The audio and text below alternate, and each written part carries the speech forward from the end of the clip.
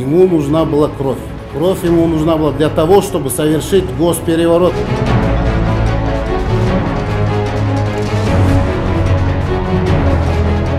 Менде наградное оружие бар. Ишне тоскоолдук кылуу, массалык баш аламандыктар, адам өлтүрүү.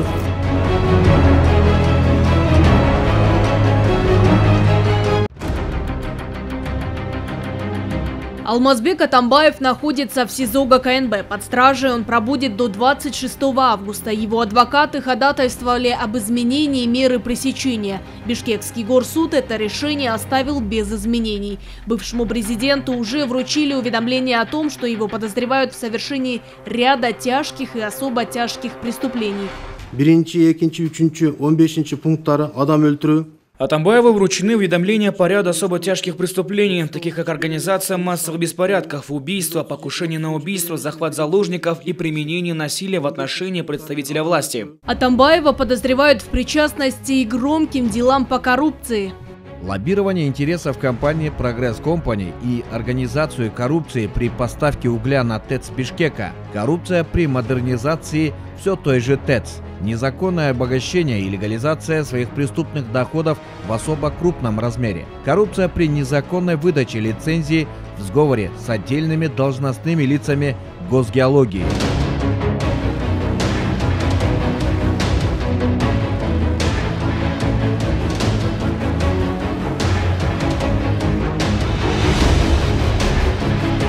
А теперь стало известно и то, что в рамках расследования этих уголовных дел на имущество бывшего главы государства наложен арест. Квартиры, дома, машины, земельные участки. Их в списке столько, что и не сосчитать. Счета в 25 банках, 5 автомобилей, 17 земельных участков, оздоровительный центр в Койташе, жилой дом и пастбище в селе Арашан. Арест также наложен на предприятие «Кыргызавтомаш», целый многоквартирный дом в Джали и еще 21 квартира. Принадлежат бывшему президенту и 40 нежилых помещений, торговый центр, магазин, офис, железная дорога, резервуар, 8 цехов, 9 складов. Также наложен арест на имущество медиафорума, ОСО «Научно-производственная фирма «Форум» и 2 незавершенных объекта. Арест наложен и на имущество супруги Атамбаева, Раисы. 3 автомобиля, квартира, жилой дом.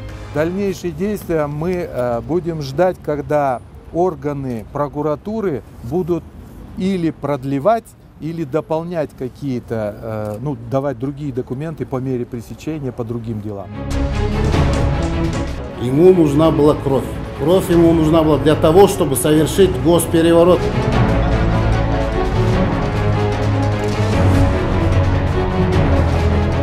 Менде наградное оружие бар. Ишне тоскоолдук кылуу, массалык баш аламандыктар, адам өлтүрүү.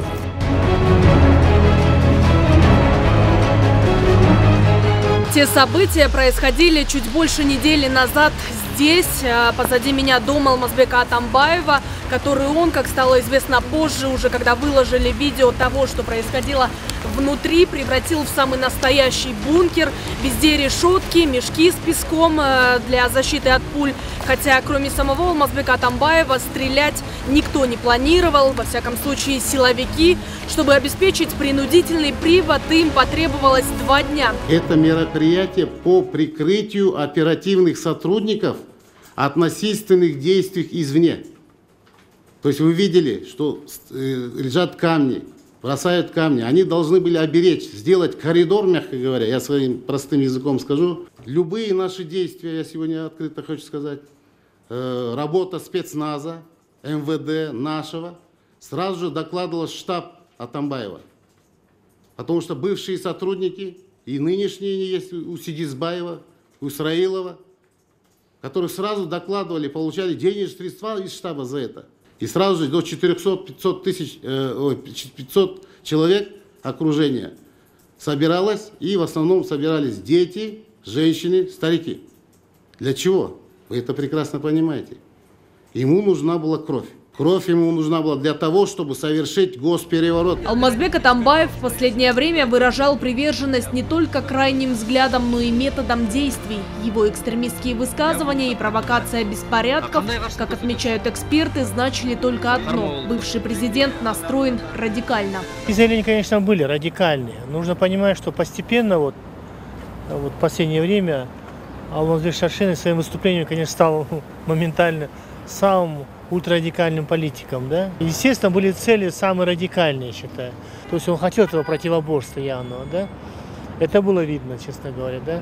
Ну и, конечно, печально то, что события произошли, дестабилизация, и то, что оружие было найдено, я считаю, да. Погиб сотрудник один, да, ГКНБ, спецназовец. Это, конечно, вина ложится напрямую на организаторов, в том числе на Атамбаева, его близких сторонников.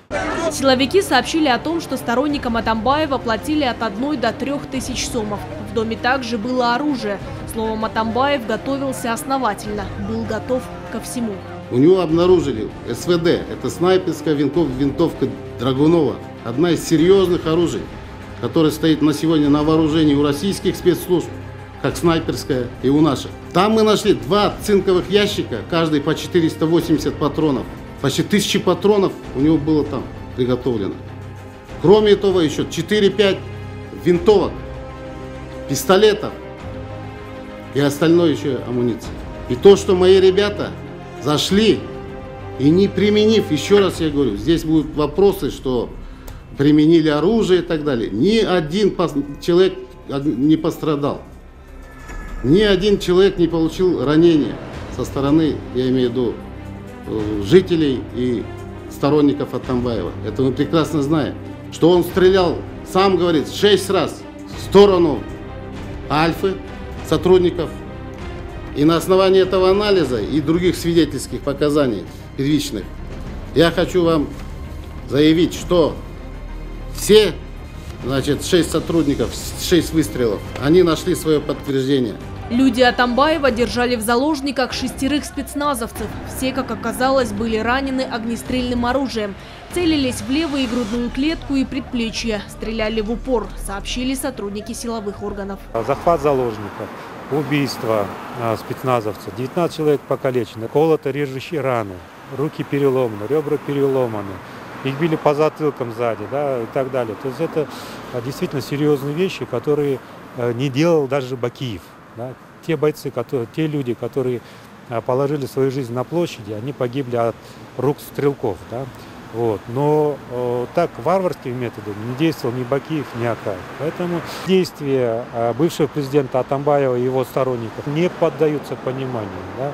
То есть это алогичные действия, которые находятся вне рамок и правового поля, и вне рамок простой человеческой логики. Действовать нужно было быстро и решительно. Задержать бывшего президента и обеспечить его принудительный привод в следственные органы мера была необходимая. 8 августа было принято решение проводить спецоперацию силами МВД. Огнестрельное оружие нами не применялось, только спецсредства и спецмашина для тарановорот. Я проводил переговоры со сторонниками Атамбаева, чтобы не допустить кровопролития, но Атамбаев не согласился с условиями и дал понять, что пойдет на крайние меры и будет отстреливаться. На добровольную сдачу оружия и раздумья я дал ему 10 минут. С ними были Фарид Ниязов и Кундуз Джолдубаева. Они заявили, что не выйдут из дома и будут сопротивляться.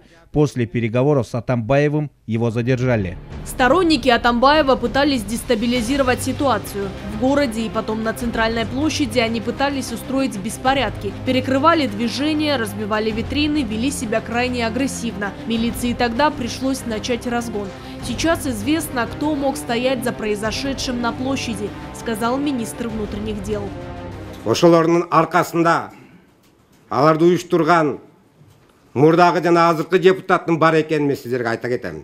У нас была информация, что сторонники бывшего президента соберутся возле медиафорума с целью незаконного захвата власти, организации массовых беспорядков, грабежей и мародерства. Они пытались дестабилизировать обстановку, провоцировали. За этим стоят бывшие и нынешние депутаты Джорку Кенеша.